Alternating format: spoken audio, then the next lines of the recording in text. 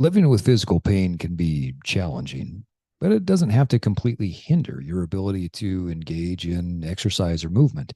In fact, by understanding the importance of improving movement patterns, listening to your body, and recognizing that pain is a communication tool rather than a reason for stopping your movement, you can take significant steps towards managing pain in the long term. This episode explores the crucial elements of navigating an exercise and movement program while dealing with physical pain, emphasizing the benefits of movement for pain management and overall well being. Welcome to the Evolve Podcast. Evolve your body, evolve your mind, evolve your soul, and evolve your tribe. And now it's time to disrupt. Welcome back to the Evolve Podcast, where evolved men and women come to disrupt, connect, and get inspired. We're cultivating a strong, lean body, an educated mind, and an evolved, purpose-driven heart are the status symbol of choice. I am your host, Steve Cutler, and today I'm excited to talk to you about posture, pain, and movement, all things related. And yet, far too often, we stop moving when we're in pain. But hey, before we get started, I want to thank you for listening to the Evolve Podcast. The Evolve Podcast is part of our passion to provide no-cost to consumer content that will help you disrupt your life and evolve into your highest self. The Evolve Podcast and community continues to grow, and I want to make sure more people can find us to disrupt and evolve. So if you haven't yet, please do me a favor, give us a rating and review on Apple or Spotify. The ratings and reviews help us to grow the show and achieve our mission of helping millions of people evolve into the highest version of themselves. And now, on to the show. Like I said in the beginning, living with physical pain can be very challenging, but it doesn't have to be the thing that hinders you from movement. In fact, one of the most important things that you can do when you're living with pain is to start moving.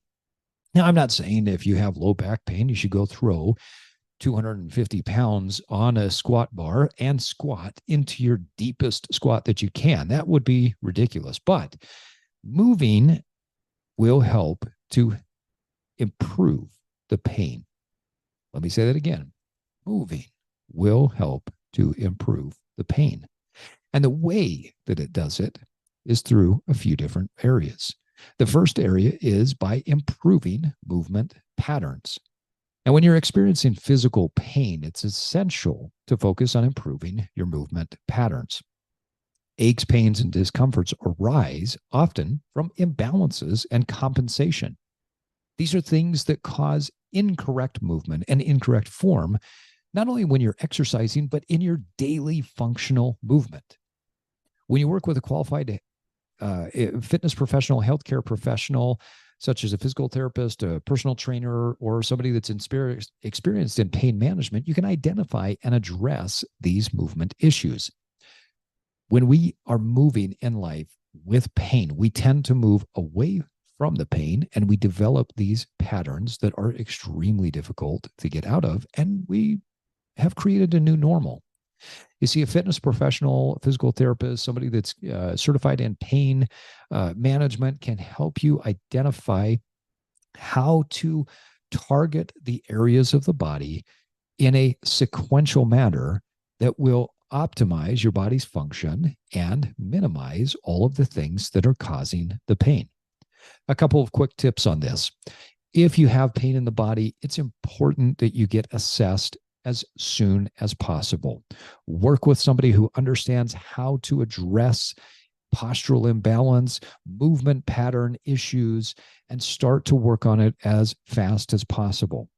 Typically, you're going to work in what I call the upstream or the downstream effect. So for instance, if you have some low back pain, you need to address what's happening upstream. Have you developed this low back pain because of some issues in your shoulder, in your upper back? Do you have pain in your neck, or are there things happening upstream from that lower back area that are causing tightness and compensatory patterns? Downstream, do you have weak glutes? Do you have calves that are not functioning and firing appropriately? And or do you have hip, knee, and ankle immobility issues? It's important that you identify the upstream and the downstream effects of where your pain is presenting so that you can eventually work through a plan and work through a program with a qualified healthcare professional that will help you to move forward.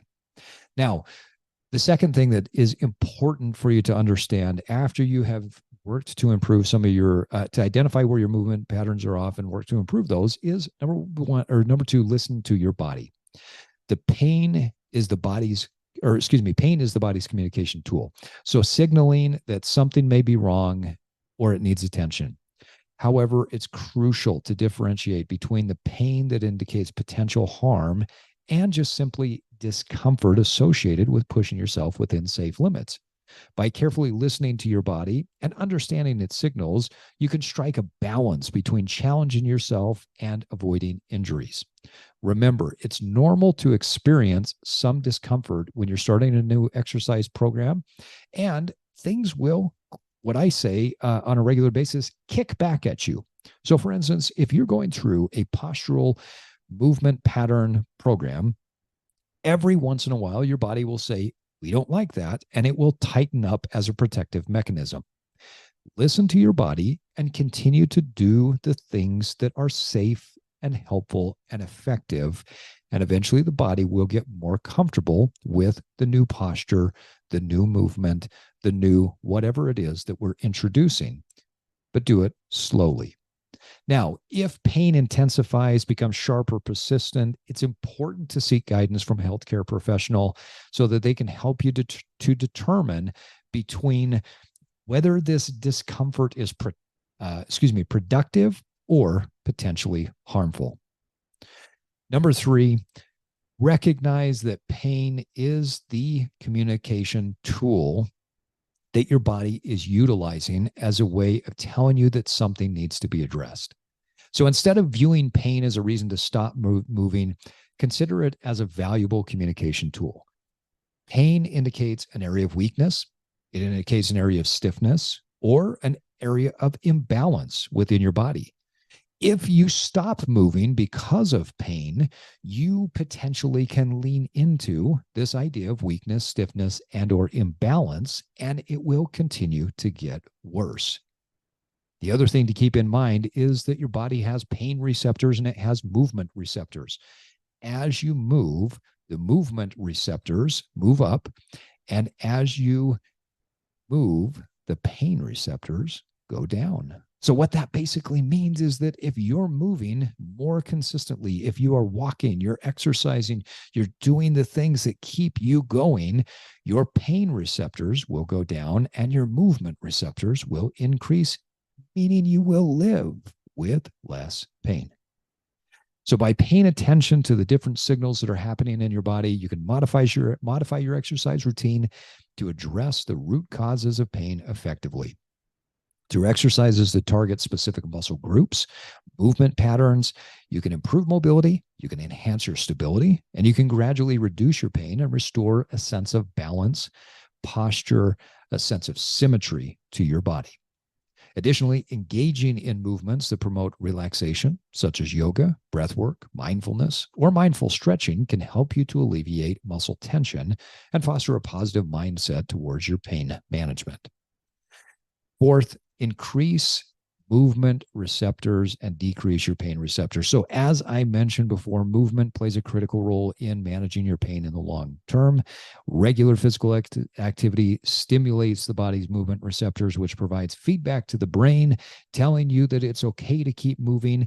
And that will help you to enhance coordination, proprioception, and your overall body awareness. As these movement receptors become more attuned, they help you override the pain signals and contribute to the reduction of the perception of pain. Furthermore, incorporating all types of exercise, aerobic exercise, strength training exercise, mobility exercise, and what I would call movements that allow you to create mobility, whether it's compression, flossing, all of these different things that you can put in to help open muscles, create a more supple muscle and more open joint. All of these things help to stimulate the body's response to pain in positive ways, and they release endorphins and other uplifting feelings and emotions and hormones in the body that help you fight against pain. Now, these endorphins, these hormones, these chemicals that are happening in the body when you're moving and you're doing the right exercises, not only help alleviate your pain, but they boost your mood, they give you more motivation, they reduce your stress, and they improve your overall sense of well-being. So let's do a recap. What is it that you need to be focusing on? How do you need to be thinking about things when you have pain in the body? Well, number one, you need to be focused on improving your movement patterns. That means that if you're not sure how to do that, you need to get with a qualified fitness professional, health professional that can help you to improve your movement patterns. Number two, you've got to learn to listen to your body. Pay attention to it. Keep a journal. Go back and listen to what the journal has told you over the course of a month, 2 months, or 3 months. And the most powerful educator, the most powerful coach that you can have is your own body. So learn to listen to it. Number three, recognize that pain is not an indication to stop, but it's just used as a communication tool for your body. And finally, number four, increase your movement receptors and decrease your pain receptors. Find ways to move safely, and you will be able to reduce your pain overall. So in conclusion, folks, navigating an exercise, a movement program while you're dealing with physical pain requires a holistic approach. Now, you don't hear me talk holistic very often because I think that's a far overused term, but I'm using it today to say a holistic approach, meaning cardio, strength, nutrition, hydration, mobility, stability. All of the different pieces will play into your overall reduction in pain. This needs to improve, or excuse me, your plan needs to emphasize movement patterns, listening to your body, understanding pain as a communication tool, and by working closely with qualified professionals, incorporate targeted exercise so that you can build resilience, manage your pain more effectively. And I guarantee if you do the right things over time, you will be able to reduce your pain significantly and live a much healthier, happier life. One question that I have for you today is, whatever your age is, 30, 40, 50, 60, have you gotten to the point where you just said, well, I feel this way because of my age? If the answer is yes, I want to challenge you that pain, stiffness, tightness has very little to do with your chronological age, and it has more to do with how you are exercising, moving, eating, hydrating, and just showing up to life. So remember that everybody's journey is different. Everyone experiences pain in their own unique way, and what works for one person certainly will not work for another. But if you understand the tools that are necessary in order to get out of pain, you can apply an appropriate formula and recipe for yourself that through patience, persistence, and then open communication with a coach or a healthcare or fitness professional will get you to where you want to be over time. Dedication, positive mindset, you can reclaim control over your physical well-being and pave the path to a much more fulfilling and pain-free life. And on that note, folks, it is time for us to wrap up another episode of the Evolve podcast. I want to thank you, our listeners, for joining us for this episode. I am your host, Steve Cutler, reminding you that it takes time and consistency to evolve, but first, you have to disrupt. And now it's time for you to get out there and evolve. Thank you for listening to this episode of the Evolve podcast. Follow us on your favorite podcast app, and if you haven't done so, please give us a rating. As an independent podcast, it really helps us get more reach. This podcast is part of our mission to help millions of people evolve into the best versions of themselves. Please check out our coaching services at evolve-cast.com or pick up some of our Evolve merch. Until next time, keep evolving.